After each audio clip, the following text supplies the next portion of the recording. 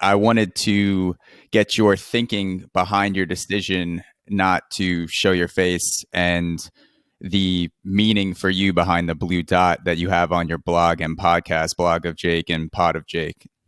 Yeah, that's a good question and a great place to start. It's funny. It's very much evolved over time. When I started, there's two different aspects there. I can speak a little bit to both. One is being pseudonymous in general, not sharing my face and my full name super publicly.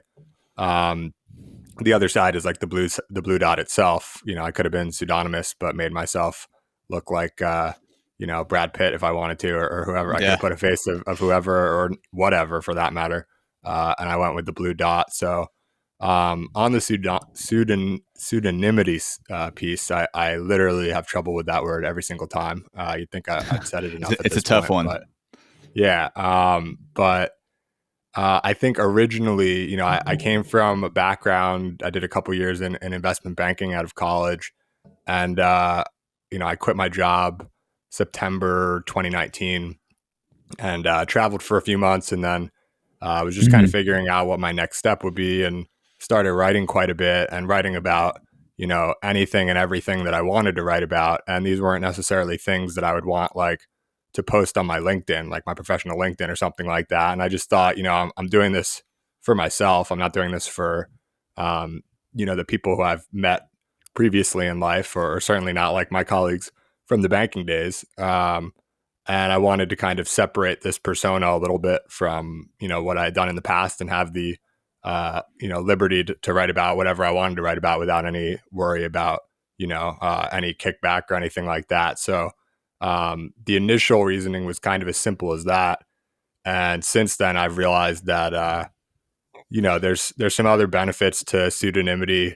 And I think it's going to be probably a more popular path for people to take in the years to come. But for now, it's been fun for me. And it also adds like a little bit of a layer of mystique, and people like want to know, not a lot of people know me or even care at this point, but even already with like a few hundred followers on Twitter, people are like asking me like, who am I? And, they want to know who the person is.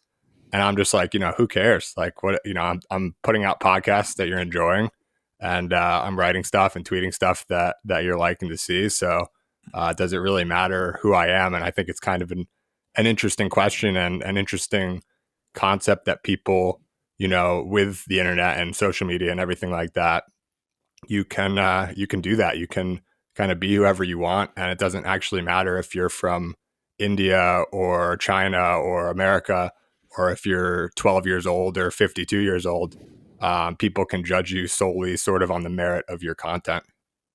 Yeah, it's an interesting way to go about content creation. And when I think about anonymity, I think about Marshmello and the Marshmello Effect, the DJ Marshmello. And yeah.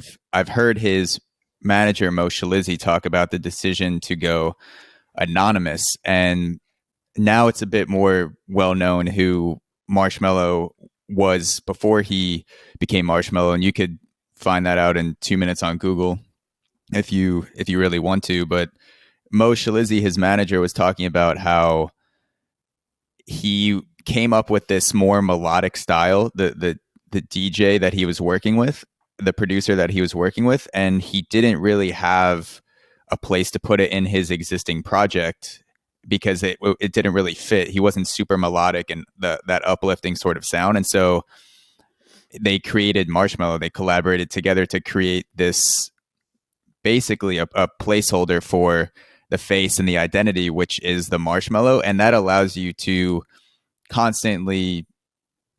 constantly, but reinvent yourself when you want to.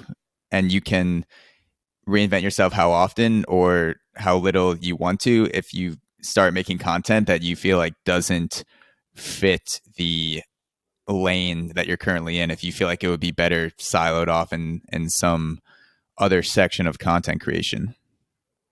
Yeah, it's interesting. It's very challenging, I think, for artists to, and I'm not talking about myself necessarily here, but you think about like famous musicians, they want later in life to like explore a new genre than, different than what they got famous for.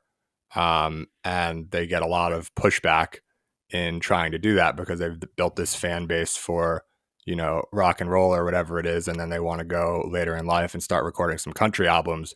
And like their fans don't want that.